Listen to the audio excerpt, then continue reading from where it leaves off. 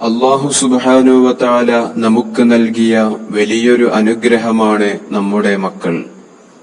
ആ മക്കൾ വലുതാകണം, നല്ല ജോലി ലഭിക്കണം, ഉയരങ്ങളിലെത്തണം, മാതാപിതാക്കളെ നോക്കണം, അവരെ അനുസരിക്കണം, കുടുംബം നോക്കണം, ദീനി ഖിദ്മത്തിലായി ജീവിക്കണം, നാടിനും നാട്ടുകാർക്കും വീട്ടുകാർക്കും ഉപകരിക്കുന്ന മക്കളാകണം എന്നിങ്ങനെയുള്ള ഒരുപാട് പ്രതീക്ഷകളോടെയാണ് നാം എല്ലാവരും മക്കളെ വളർത്തുന്നത്. അങ്ങനെ മക്കൾ പഠിച്ച് ഒരു നല്ല നിലയിൽ എത്തുമ്പോൾ, പണവും പ്രശസ്തിയും എല്ലാം അവർ കൈവരിക്കുമ്പോൾ, പിന്നെ അവർ ഓരോ വഴക്കുകളുണ്ടാക്കി മാതാപിതാക്കളെ ധിക്കരിച്ച് ജീവിക്കുന്ന ഒരു അവസ്ഥ ഇന്ന് കൂടുതലായി കാണുന്നുണ്ട്. പ്രത്യേകിച്ച് കല്യാണം കഴിഞ്ഞാലാണെങ്കിൽ പിന്നെ മാതാപിതാക്കൾ എന്തെങ്കിലും പറഞ്ഞാലും ചെയ്താലും എല്ലാം കുറ്റം കണ്ടുപിടിച്ച് അവരെ വീട്ടിൽ നിന്ന് ഇറക്കിവിടുന്നു. അതുപോലെ തന്നെ അവിടെ അവരെ തനിച്ചാക്കി നമ്മൾ വീട് വിട്ടിറങ്ങി വേറെ താമസിക്കുന്നു. ഇങ്ങനെയുള്ള മക്കൾ ചിന്തിക്കണം, ഞാനിന്ന് ഈ നിലയിലെത്താൻ കാരണം എന്റെ മാതാപിതാക്കളാണ്. അവരുടെ കഠിനാധ്വാനം കൊണ്ടാണ്, അവരുടെ സ്നേഹം കൊണ്ടാണ്, അവരുടെ സമ്പത്ത് കൊണ്ടാണ്.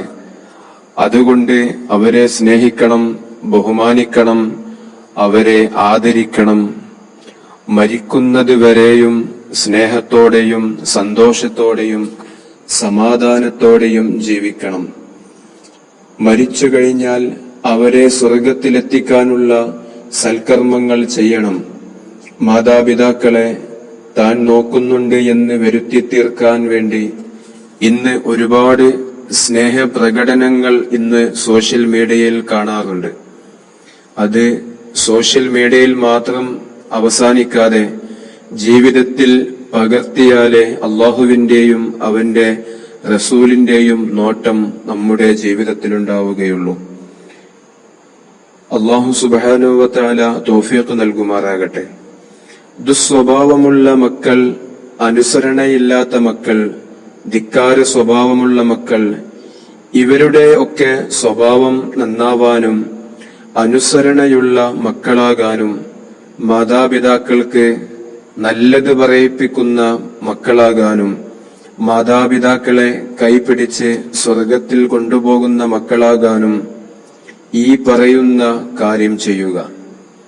മക്കൾക്ക് കുടിക്കാൻ കൊടുക്കുന്ന വെള്ളത്തിൽ അലം നശ്റഹ് സൂറത്ത് 11 തവണ ഓതി അതിൽ ഊതിയതിന്റെ ശേഷം ആ വെള്ളം കുടിക്കാൻ കൊടുക്കുക.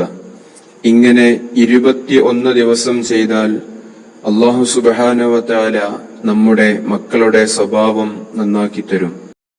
ഇൻഷാ അല്ലാഹ് അല്ലാഹു സുബ്ഹാനഹു വ തആല തൗഫീഖ് നൽകുമാറാകട്ടെ. നൽകിയ സന്താനങ്ങളിൽ നീ ബർക്കത്ത് നൽകണം റഹ്മാനെ.